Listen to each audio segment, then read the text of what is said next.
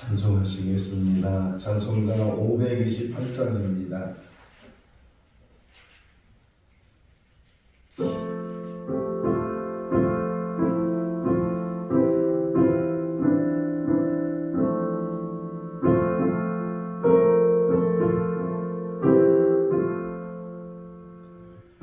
예수가 우리를 부르는 소리 그 음성 들어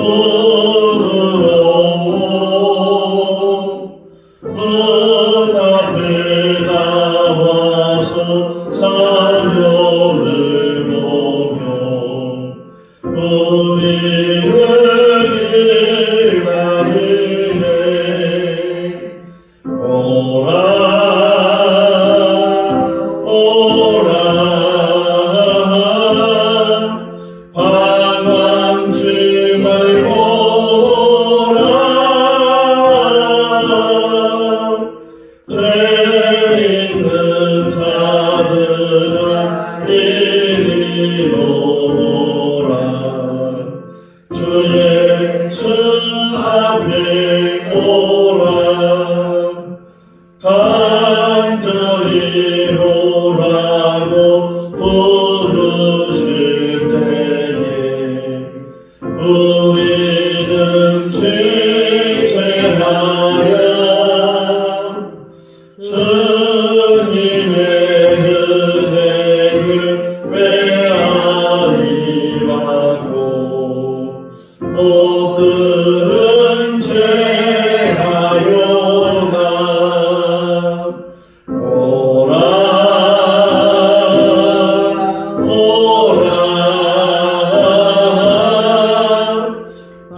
방황치 말고 오라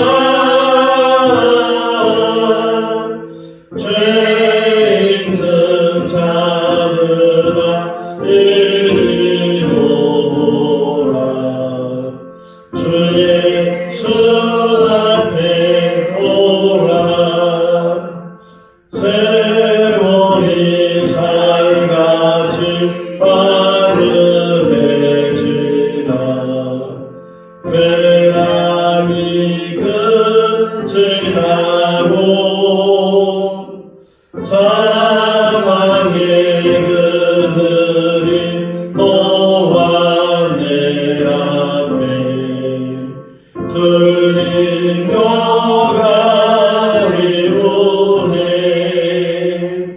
오라 오라 방황치 말고 오라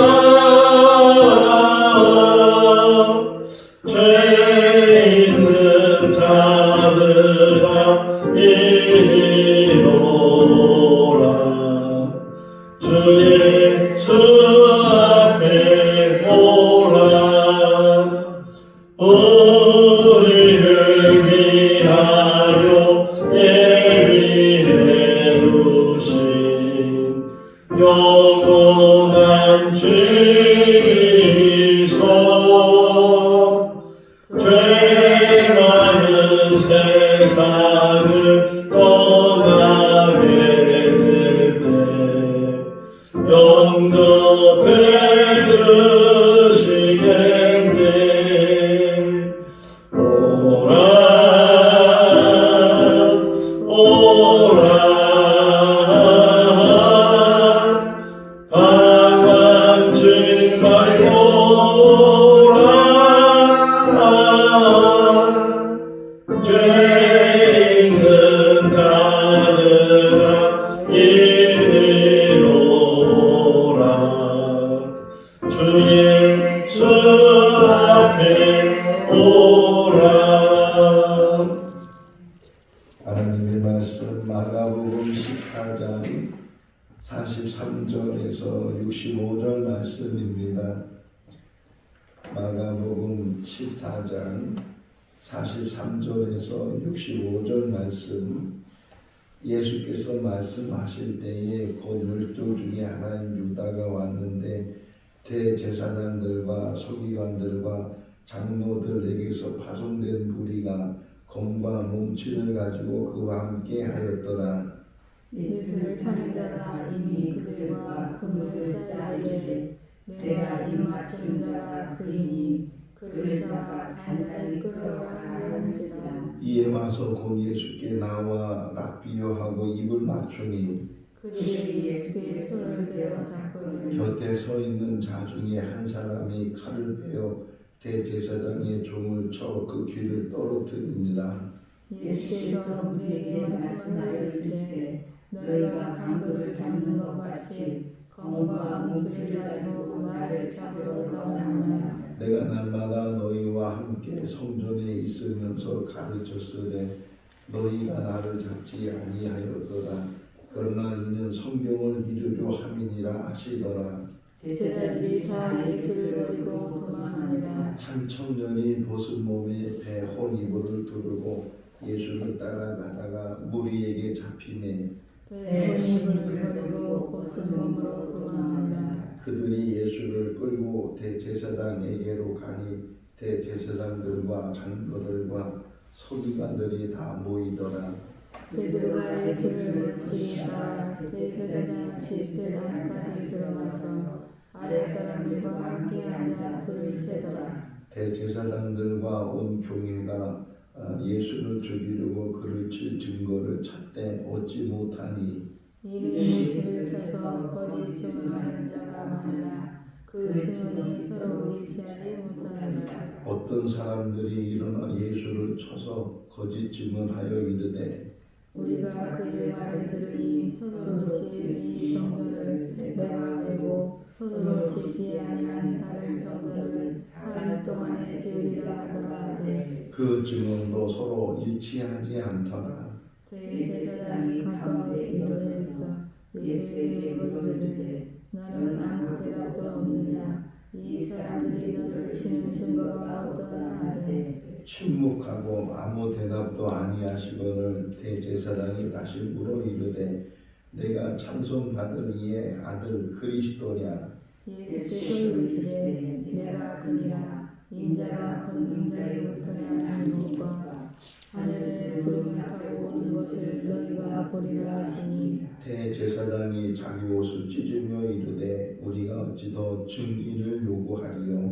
그 신성모욕하는 말을 너희가 들었도다. 너희는 어떻게 생각하느냐 하니 그들이 다 예수를 사형에 해당한 자로 정죄하고 같이요 어떤 사람은 그에게 침을 뱉으며 그의 얼굴을 가리고 주먹으로 치며 이르되 선지자 노릇을 하라 하고 하인들은 손바닥으로 치더라. 아멘.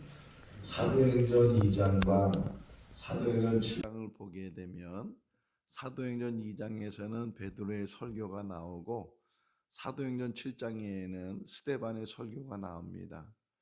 베드로가 긴 말씀을 전하고 스데반도 긴 말씀을 전하는데 베드로가 말씀을 전하든 또는 스데반이 말씀을 전하든 그 들은 사람들이 공통적으로 일어난 현상이 마음에 찔림을 받았습니다. 하나님의 말씀을 듣고 마음에 찔림을 받았는데 그런데 그 찔림 받은 사람들의 행동이 두 가지로 나눠지게 되는데 사도행전 2장에서는 하나님의 말씀을 듣고 마음에 찔림을 받은 사람들이 우리가 어찌할꼬 어떻게 하면 좋겠느냐 이렇게 묻게 되고 그때 베드로가 회개하고 예수 그리스도를 영접하면 그러면 성령을 선물로 받게 될 것이다. 제사함을 받게 될 것이다. 이렇게 베드로가 이야기하면서 한 3천 명 정도가 회개하고 돌아오는 이야기를 사도행전 2장에서 말하고 있는데 반면에 사도행전 7장에서는 스데반의 설교에 그 마음에 찔림을 받은 사람들의 행동이 귀를 막고 이를 갈며 스데반을 이제 밖으로 끌고 가서 돌로 쳐 죽였다. 하나님의 말씀은 동일한 하나님의 말씀인데 그 듣는 사람들이 그 말씀을 듣고 나타나는 행동이 동일하지가 않고 어떤 부류의 사람들은 그 말씀을 듣고 깨닫고 깨우쳐서 그래서 회개하고 돌아오는가 하면 어떤 사람들은 오히려 길을 막고 이를 갈며 오히려 하나님 말씀을 전하는 사람을 죽이기까지 하는 그런 모습들을 보게 돼요. 예수님께서는 12명의 제자를 데리시고 3년 동안 이제 동고동락하시고 같이 다니셨는데 많은 일들을 그 제자들이 보았는데 그 중에 한 사람 가룟 유다라는 사람이 어떤 연고인지는 우리가 깊이 알 수는 없지만 그가 마침내 예수님을 팔려고 하는 그런 생각과 계획을 가지고 대제사장들을 만나게 되고 대제사장들은 그 말에 아주 약속을 하죠. 그렇게만 되면 우리가 돈을 주겠다. 약속까지 하면서 그래서 이제 그 가룟 유다가 기회를 보고 있었다. 이렇게 성경에 표현하고 있는데 그러는 가운데 마가의 다락방에서 마지막 식사를 할 때 예수님께서 그 12명의 제자들 거기에 가룟 유다도 포함되어 있죠. 12명의 제자들을 향해서 너희 중에 한 사람이 나를 팔게 될 것이다. 자, 12명이 다 들었어요. 그러면 누군가는 정말 이제 그 말에 찔림을 받을 수밖에 없잖아요. 아니, 어떻게 내가 은밀하게 지금 계획을 세우고 그렇게 기회만 이제 잡으려고 하는 그런 상황 속에서 아무한테도 말하지 않고 아무한테도 발각되지 않았는데 예수님께서 그냥 손뜻 말씀하시기를 너희 중에 나를 팔 사람이 있다 이렇게 말하니까 다 놀랬는데 그 중에서 가장 놀란 사람은 실제적으로 그렇게 행동을 하고 있는 가룟 유다였을 거예요. 얼마나 기겁을 했겠어요. 그냥 얼굴이 빨개졌을지 어떻게 될지 잘 모르지만 그냥 그래도 밖으로는 태연한 척 해야 되잖아요. 표시를 내지 말아야 되니까 안 그런 척. 제자들이 납니까 이랬을 때 가룟 유다도 역시 납니까 이렇게 예수님께 물을 정도로 아주 태연한 척하는 그런 모습. 근데 또 말씀하셔요. 누굽니까? 이렇게 계속 물으니까 나와 함께 떡그릇에 손을 넣는 사람이다. 이렇게 말씀하시고 그런 다음에 하시는 말씀이 그는 태어나지 않은 것이 더 좋을 뻔했다. 자, 이 정도까지 들었으면 가룟 유다의 그 생각은 어떤 생각을 가져야 될까? 내가 정말 잘못된 생각을 가졌구나. 이래서는 안 되는구나. 누이치고 오히려 그 마음을 돌이켜서 그 생각을 버려야 되는데 아니 그 생각을 버리기는커녕 야 이제 더 이제 들킬까봐 더 드러날까봐 다른 제자들이 알까봐 서둘러 가지고서 분명히 성경에 보면요 대제사장들이나 서기관들은 이 명절이 바로 코앞에 있으니까 명절 때는 혹이나 밀란이 일어날 수도 있고 또 큰 문제가 일어나면 안 되니까 명절이 지나고 나서 이런 생각을 가지고 있었는데 가룟 유다는 한시가 급해 가지고서 이제는 그래 가지고서 그 명절을 코앞에 두고 있는 바쁜 그 대제사장들을 찾아가서 내가 예수를 팔겠다고 지금 예수가 어디 있는지 알고 있다고 사람들을 나한테 붙여주면 내가 그 사람들을 데리고 가서 예수를 붙잡아 오겠다고 또 대제사장들도 처음에는 그냥 좀 시간 좀 두고 이 명절이 지난 다음에 그때 해야 되겠다는 마음을 가지고 있었던 차인데 근데 가룟 유다가 와가지고 황급하게 와가지고서 오늘 밤에 예수를 붙잡을 수 있다고 그렇게 얘기를 하니까 이 대제사장들도 거기에 대해서는 그냥 호응을 하는 거예요. 뭐 오늘 잡든 다음에 잡든 잡긴 잡아야 되는데 오늘 잡을 수 있는 기회가 있다고 하니까 명절이고 뭐건 우선은 예수를 잡아서 예수를 죽이는 것이 그들의 목적이 되니까 그래가지고서 사람들을 가룟 유다에게 붙여서 그래서 가룟 유다가 사람을 여기 뭐라고 써 있어요? 검과 몽채를 가지고 꼭 무슨 죄인을 큰 도둑들을 잡으러 가는 것처럼 그렇게 전쟁하러 가는 것처럼 그렇게 무장을 하고 그래서 이 가룟 유다를 따라서 그들이 예수님이 있는 곳으로 겟세마네 동산까지 그들이 오게 되는 자, 그 전에 예수님은 제자들과 더불어 이 감람산 겟세마네라는 곳에 가셔서 정말 3번씩이나 하나님 앞에 간절히 기도를 하고 그 3번의 기도가 끝난 다음에는 이제 쉬어라. 때가 됐다. 그러시면서 이제 가룟 유다가 오는 것을 다 이제 이런 일들을 쭉 보면서 지금 이 진행되는 상황이 이 사람들이 볼 때는 그냥 우연히 일어나는 일들이지만 하나님의 계획 속에서 뭐 오래전부터 만든 그런 구원의 계획이잖아요. 그런 계획을 준비하시고 진행하시면서 이제 마침내 그 때를 이제 디데이를 하나님께서 세우시고 잡으셨는데 그것을 이제 예수님이 가시는 거예요. 한 걸음 한 걸음 가시는데 어쨌든 그렇게 간절히 기도한 다음에 가룟 유다가 사람들을 데리고 오죠. 자, 근데 그 전에 표시하는 게 뭐예요? 거기에 예수님과 더불어 여러 사람들이 있으니까 밤중이고 그러니까 혹이나 예수를 잡으러 갔는데 예수를 잡지 못하면은 또 이게 허탕이 될 수도 있으니까 가룟 유다가 먼저 제안을 해요. 내가 그 무리들 앞에 가서 입 맞추는 사람이 바로 예수시다. 이 입 맞춘다는 것은 인사하는 거잖아요. 반갑게 인사하고 어우 정말 반갑습니다. 어떻게 잘 지내시 이런 인사하잖아요. 입맞춤을 한 바로 그가 예수니까 그를 붙잡으면 된다 하는 그런 가룟 유다의 제안이 있었고 그렇게 하겠다고 아니나 다를까 가서 예수님에게 입맞추는 가룟 유다 결국은 그 일로 인해서 사람들이 예수님을 붙잡게 되고 막 갑작스럽게 일어난 일이니까 한 사람이 칼을 휘둘렀는데 그 대제사장의 종에 요한복음에 보면 말고라고 나왔죠. 말고의 귀가 잘려지게 됐다. 뭐 여기도 그 표현이 잠깐 나왔는데 한 사람이 베드로라고 표현을 안 했지만 다른 성경에는 베드로가 그 말고의 귀를 잘랐고 예수님은 다시 그 귀를 붙여주시면서 칼을 꽂으라고 칼을 행하는 자는 칼로 망하게 될 것이다. 지금 여기에 천군 천사가 있는 것을 너희가 알지 못하느냐. 뭐 그런 말씀도 다른 복음서 하셨는데 어쨌든 그렇게 예수님께서 붙잡혀셨는데 50절을 보시면 그 제자들이 다 도망갔다. 다 도망갔다. 분명히 예수님 미리 말씀하시죠. 내가 이제 고난을 당하게 될 것이고 심지어는 죽게 되고 3일 만에 다시 살아나게 될 것이다.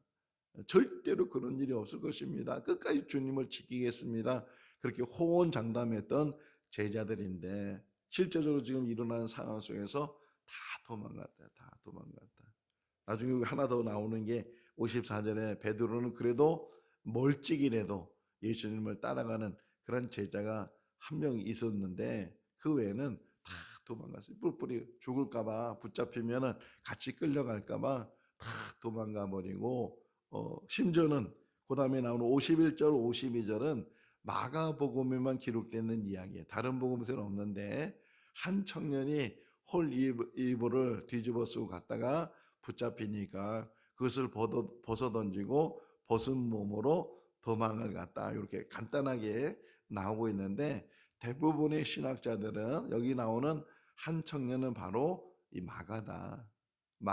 이 마가복음을 쓴 마가가 자기 경험에 대해서 마가의 다락방에 모였다 그러잖아요. 마가의 다락방에 모여서 만찬도 하시고 제자를 발을 씻겨주시기도 하고 나중에 그 마가의 다락방에 모여서 오순절날 또 성령을 받아서 거기가 교회가 시작이 되는 그런 장소이기도 한데 어쨌든 이 젊은 청년 마가가 예수님 붙잡혀 가는 것을 목격을 하게 되고 뒤따라가게 되는데 우리가 이제 우리 표현으로 보면 홀 이불을 뒤집어 쓰고 가다가 그 이불을 벗어버리고 벗은 몸으로 도망갔다 그러지만 여기 그 당시 그 유대인들 또 예수님 당시에 그 사람들의 생활 풍습을 보게 되면 흔히 이불이라고 표현되어 있지만 옷이에요. 옷. 그러니까 낮에는 옷으로 쓰고 밤에는 그것이 이제 곧 이불이 돼서 그런 정도로 이렇게 옛날 사람들 가난하기도 하고 뭐 따로 뭐 이렇게 우리처럼 뭐 좋은 옷들이 옷이 있고 뭐 따로 뭐 집에 친구가 있고 그런 게 아니고 그냥 그렇게 뭐 이불처럼 쓰여지는 어떤 면에서는 좋은 옷이에요. 좋은 옷. 그러니까 이 좋은 옷을 입으면 부유함이죠. 막 큰 다락방도 가지고 있으니까 가정적으로 부유한데 어쨌든 이런 이렇게 모습으로 예수님 잡혀간 것을 지켜보던 한 청년이 도망가 버렸어요. 제자들도 다 도망가 버리고 이 청년도 붙잡히니까 도망가 버리고. 자, 사도행전을 보니까 바나바와 바울이 사울이 선교 여행을 가게 될 때 1차 선교 여행 때 이 마가를 데리고 가죠. 요한 마가로 돼 있는데 이 마가를 데리고 갔을 때 마가가 중간에 가버려요. 어떤 면에서는 이 마가의 습성일 수도 있어요. 뭔가 위험한 일이 생기거나 자기에게 어떤 피해가 생기게 되면 도망가 버리고 그런 마가의 모습을 이렇게 여러 번 보게 되는데 그럼에도 불구하고 이 그 바나바는 끝까지 마가를 붙들었고 그로 인해서 훗날 마가는 이 복음서의 저자가 되기도 하고 이 바울이 이 마가를 찾고 베드로도 보면 베드로서를 보게 되면 거기에 마가가 나와요. 나의 아들 마가 이렇게 믿음의 아들이 믿음의 아들 마가 이렇게 표현하고 있는 것처럼 때로는 사람이 실수도 하고 또 이렇게 비겁한 모습을 갖고 있지만 오늘 이 본문 전체 내용 속에서 이 사람의 모습과 하나님의 마음 또는 예수님의 마음을 표현하고 있는데 사람들은 자기 생명이 중요하니까 자기 것이 중요하니까 손해보지 않으려고 잃어버리지 않으려고 피하기도 하고 움켜잡기도 하고 그러는데 내려놓지 못하는데 주님께서는 자기 생명까지 지금 내려놓으시면서 지금 이 십자가 길을 걸어가고 있는데 또 하나 이 안에 포함되어 있는 게 뭐냐면 이렇게 도망간 제자들이지만 포기하지 않았다는 거예요. 하나님은 지금도 우리를 포기하지 않는 줄로 믿습니다. 때로는 실수도 하고 잘못도 하고 격일로 가기도 하고 그런 우리들인데 포기하지 않았다. 소돔과 고모라 성이 멸망당할 때 두 천사가 롯과 롯의 아내와 그 롯의 두 딸을 데리고 이제 거기를 나가게 되는데 성경을 자세히 보면 그들의 손을 붙들어요. 계속 지체하기도 하고 막 그러니까 그들의 손을 붙들고 강제적으로 끌고 가다시피 거기를 끌고 이렇게 나가는 그래서 소돔과 고모라가 멸망하는 그런 모습 속에 그들이 구원을 받게 되는데 가다가 그만 롯의 아내는 뒤돌아보고 소금기둥이 되기도 했지만 어쨌든 손을 붙잡고 손을 놓지 않고 이렇게 끌고 나가는 것처럼 지금도 하나님은 우리의 손을 붙들고 이끌어 가시는 줄로 믿습니다. 때로는 실족하기도 하고 때로는 범죄하기도 하고 그런 연약한 모습의 우리들이지만 그럼에도 불구하고 끝까지 붙들어 주시고 끝까지 기다려 주시고 오늘 찬송가 528장 한 이유 중에 하나가 지금도 오라는 거예요. 지금도 오라고 주님은 부르시고 계시는데 우리는 정말 주님을 향해서 온전히 달려나가는지 주님 앞에 가까이 나가는지 이 가룟 유다를 묵상하면서 그럼에도 불구하고 끝까지 주님 곁에 있었으면 가룟 유다는 이렇게 잘못은 안 했을 거예요. 주님을 떠나버리니까 주님을 멀리하니까 나중에 내일 새벽에는 베드로 얘기 나오지만 베드로 역시도 마찬가지 멀찍이 떨어져 가지고서 그 아랫사람 여기 표현 나오잖아요. 54절에 보면 아랫사람들과 더불어 함께 불을 쬐다가 그만 3번씩이나 모른다고 부인하는 그런 베드로의 모습도 내일 새벽에 같이 묵상하게 되는데 어쨌든 이렇게 주님을 멀리하거나 떨어져 있게 되면 자기도 모르게 이 마음이 사단에게 빼앗기게 되고 마음에 가졌던 악한 생각들을 행동으로 나타나게 된다. 끝까지 주님 앞에 오늘 이 새벽에도 우리가 이 전에 나온 것도 다 더 주님 앞에 가까이 나오고 기도하지 않으면 여기 뭐라 그래요? 시험 들지 않도록 깨어 기도하라 이렇게 예수님 말씀하시는 것처럼 반대로 얘기하면 기도하지 않으면 시험 들게 되고 기도하지 않으면 넘어지게 된다. 이게 우리에게 매일 주시는 말씀이에요. 늘 말씀 붙들고 기도하는 가운데 우리를 성찰하고 우리의 마음은 지금 어떤 마음이지 어떤 생각을 가지고 있는지 혹여 남을 해하려고 하고 남을 비방하고 남에 대해서 나쁜 말하고 그런 마음으로 살고 있는지 늘 선한 마음을 가지고 늘 관용의 마음을 가지고 늘 품는 마음을 가지고 주님의 마음을 가지고 우리가 살아가고 있는지 항상 우리가 그것을 우리 스스로 점검하면서 늘 말씀 안에 있는 우리들이 돼야 될 줄로 믿습니다. 어쨌든 예수님의 붙잡혔어요. 자, 표현을 한번 보시면 53절 한번 읽어볼까요? 그들이 예수를 끌고 대제사장에로 가니 장로들과 서기관들이 다 모이더라. 어떻게 했다고요? 끌고 갔다, 끌고 갔다. 이 표현에서 마음이 아팠어요. 오늘 새벽에 일어나서 다시 묵상. 이 끌고 간다는 표현이 어떤 표현일까? 제가 어렸을 때 저희 집에 해피라는 그런 개를 키웠어요. 하얀 개였고. 그런데 어느 날 우리 아버지하고 동네 아저씨들이 우리 개를 끌고 가더라고요. 저 산으로 이렇게 끌고 가는데 그 해피는 안 가겠다고 막 발버둥하고 그냥 버티고 막 그런데도 막 강제로 그냥 그 모습이 생각이 나요. 그 모습. 개 끌고 가듯이 돼지들도 안 돼요. 돼지들도 이렇게 가면 도살장으로 가는지 안 가는지 알고 소들도 알고 그래서 막 울어대고 버티고 그러잖아요.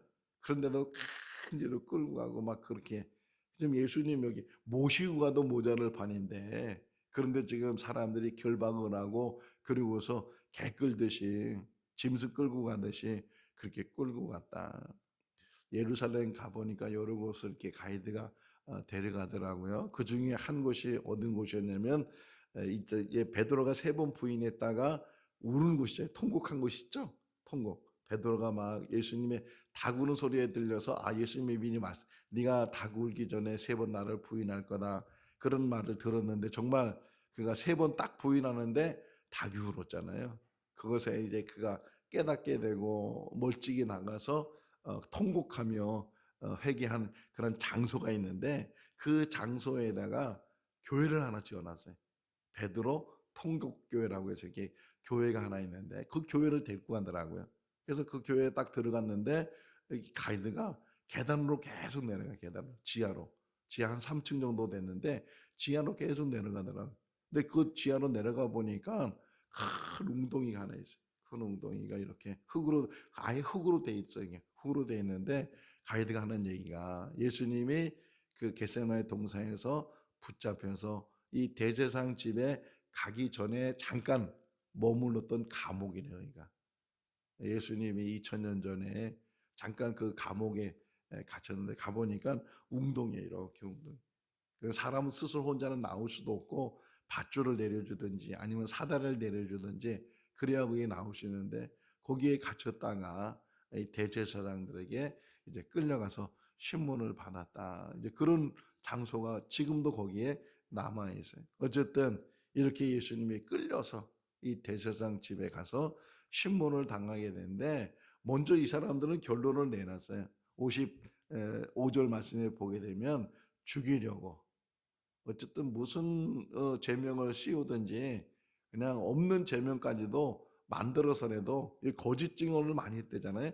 없는 증언을 만들어서라도 어쨌든 이 사형 죽여야 되겠다라는 결심을 가지고 먼저 이렇게 결정을 해놓고 예수님을 신문을 하는 거예요. 뭐 이런저런 사람들이 뭐 증언을 해도 또 증언하는 사람들이 서로 말이 맞지도 않고 그렇기 때문에 뭐 서로 그냥 서로 이게 거짓 증언을 하다 보니까 그 거짓말하는 것도 입이 좀 맞춰야 되고 말이 맞춰져야 되는데 그렇지 않은 상황에서 지금 예수님이 계속 신문을 당한 거였어요.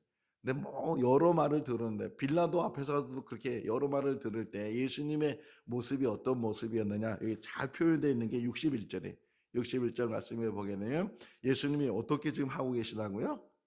침묵하고 아무 대답도 안 하셨다. 일반적인 사람 같으면은 변명을 해야 되잖아요. 변명을 해야 되고 자기 방어를 해야 되고 또 자기 논리를 말을 해야 되고 그래서 어쨌든 그 위기에서 자기가 모면을 해야 되고 거기서 무죄를 받아야 되고 그게 일반적인 사람들이잖아요. 얼마나 억울해요.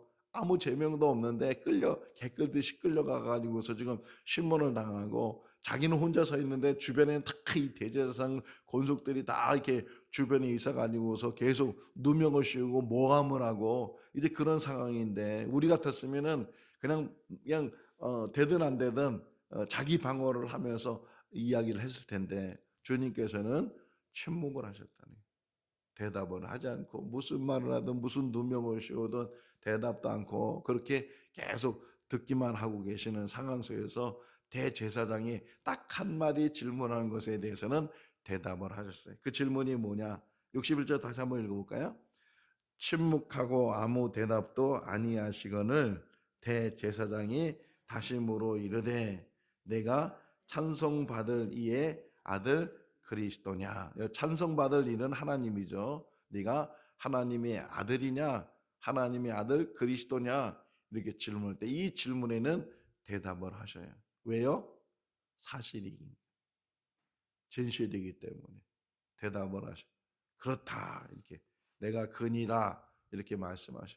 그러면서 두 가지를 이 짧은 요절 하나에 두 가지를 말하는데 인자가 아버지 곁에 앉아 있을 것과 그 인자가 다시 구름을 타고 오는 것을 너희가 보게 될 것이다. 앞으로 일어날 일들에 대해서. 자, 스데반이 돌에 말아 죽을 때 하늘을 쳐다보니까 하늘문 열리고 거기에 보좌 옆에 서 계시는 예수 그리스도를 보게 되는 것처럼 또 요한계시록에 사도 요한이 많은 환상을 보는데 그 많은 환상 속에서 예수 그리스도께서 보좌에 앉아 계시는 그런 환상을 보는 것처럼 지금 이렇게 대제사장 또 여러 사람들이 많은 뭐 누명을 씌우고 많은 모함을 하고 그럼에도 불구하고 침묵하고 아무 말씀도 안 하셨던 예수님께서 네가 정말 그 찬양 받으실 하나님의 아들 그리스도냐 이렇게 물었을 때는 바로 내가 그렇다 이렇게 대답을 하셔요. 이 대답을 기다렸던 대제사장과 그 사람들이 막 옷을 찢어가면서 더 이상 우리가 무슨 말을 들을겠느냐 이것은 신성모독이다. 하나님은 한 분이시고 하나님 외에는 어느 누구도 하나님이 될 수 없는데 자기가 하나님 아들이라고 하니 바로 이 사람이 신성모독한 것이다. 더 이상은 이 사람을 그만두면 안 된다. 죽여야 된다. 사형을 집행해야 된다. 막 그래가지고서 이제 그들이 예수님을 빌라도에게 끌고 가는 그런 이야기를 다른 복음서에 보게 되는데 자, 그 이야기 속에서 65절에 보면 많은 사람들이 침을 뱉고 눈을 가리고 때리기도 하고 그런 것을 하면서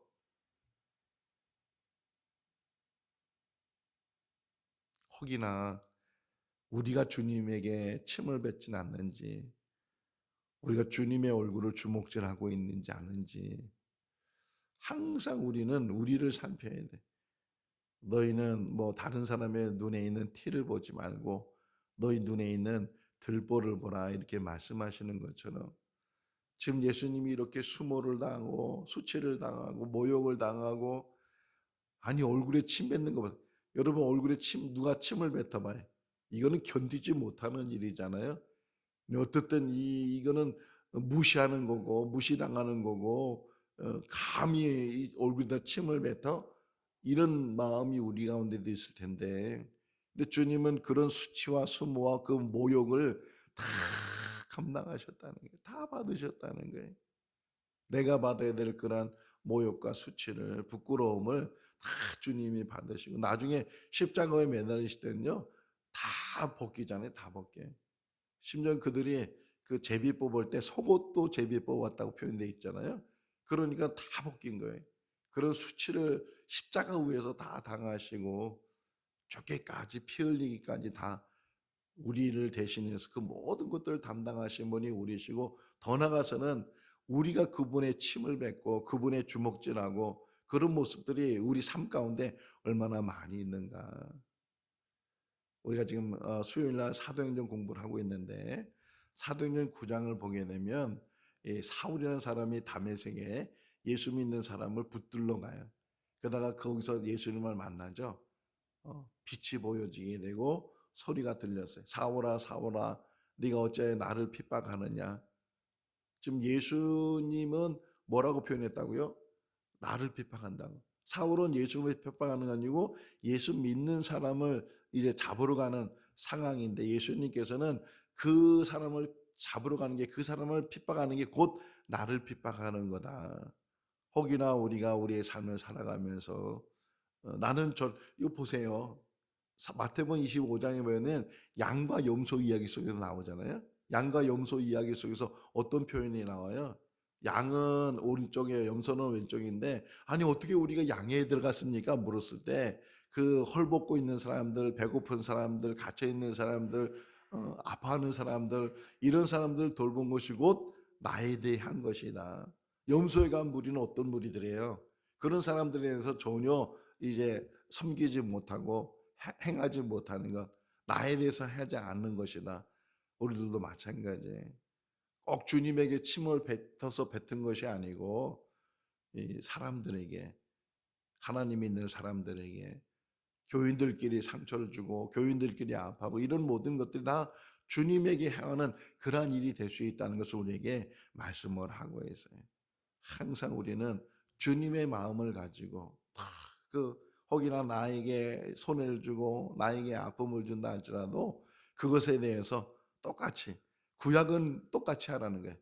구약은 똑같이 이는 이로 누는 누로 이렇게 모세법에 나온 이것도 어떤 면에서는 사랑의 법에 사람이 한 대 맞으면 한 대만 때리는 것이 아니고 뭐 열 대도 때리기도 하고 뭐 죽이기도 하고 그러니까 그렇게는 하지 말라는 거예요. 그게 이제 그 모세가 만든 법인데 근데 예수님께서는 오히려 원수까지도 사랑해라 원수까지도 그렇게 말씀하시는 분이 주님이시고 그 주님을 닮아가는 것이 우리들이 이 땅에 산 날 동안 혹여나 피해를 당한다고 손해를 본다고 하고 내가 오히려 그 사람 때문에 억울함을 당한다 할지라도 다 그거 붙들고 그냥 묵묵히 주님처럼 주님의 모습으로 우리가 가게 되면 분명히 훗날은 그것이 승리의 길이고 그것이 오히려 그때 내가 잘 참았다. 그때 내가 잘 이겨냈다. 그렇게 우리 스스로가 위안을 갖게 되고 우리가 기쁨을 갖게 될 줄로 믿습니다. 당장에 원수 같고 당장에 보복하고 당장에 갚아버리는 그런 삶이 아니고 때로는 더 모든 것들을 더 기다리고 더 그래서 뭐가 제일 필요하면 오늘 새벽에 일어나서 묵상한 거 제일 필요한 게 뭐냐? 기도하는 거다. 기도하는 거. 다 엎드려서 기도하고 모세를 보세요. 40년 동안 광야 생활 지도자로 있으면서 얼마나 많은 연단과 얼마나 많은 어려움이 있었어요. 그럴 때마다 모세가 할 수 있었던 일은 하나님 앞에 엎드리는 일이었어요. 우리가 이 땅에 산 날 동안 정말 믿음으로 기도하는 사람으로 하루하루를 이겨나가는 그런 삶이 될 수 있기를 주님의 이름으로 축원합니다. 기도하겠습니다. 사랑과 은혜가 많으신 하나님 아버지, 오늘도 새날을 주시고 또 한 주간 시작하는 월요일 이 새벽에 저희들을 불러주시고 또 하나님의 말씀으로 묵상하게 하여 주시는 것 감사합니다. 예수님은 제자들로부터 배반을 당했고 또 제자들로부터 버림을 당했고 더 나아가서는 백성들로부터 배반을 당하고 버림을 받는 그런 삶을 살지만 그럼에도 불구하고 주님은 끝까지 그들을 붙들어 주시고 끝까지 그들을 사랑하시는 줄로 믿습니다.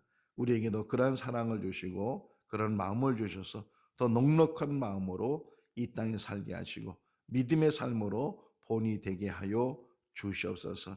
주님을 늘 따라갈 수 있는 나를 따라오는 자들은 자기를 부인하고 자기의 주어진 십자가를 지고 따라오라고 말씀하셨는데 그 말씀을 붙들고 혹이나 우리의 삶이 십자가 길이랄지라도 그것이 생명의 길이고 영생의 길이 되는 줄로 믿습니다.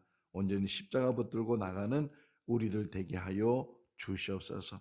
오늘도 주 안에서 복된 하루의 삶이 되게 하여 주시기를 간절히 바라옵고 예수 그리스도 이름으로 기도하옵나이다. 아멘. 마쳤습니다. 자유롭게 기도하시 바랍니다.